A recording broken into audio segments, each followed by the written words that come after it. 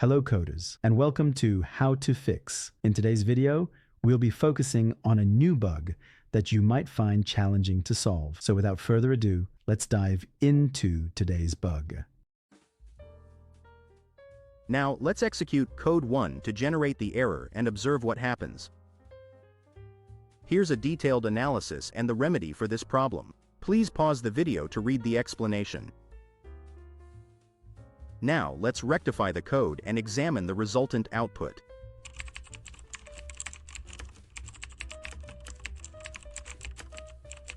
And voila! The code is working as it should and our output is spot on. The error has disappeared. That wraps up our video for today.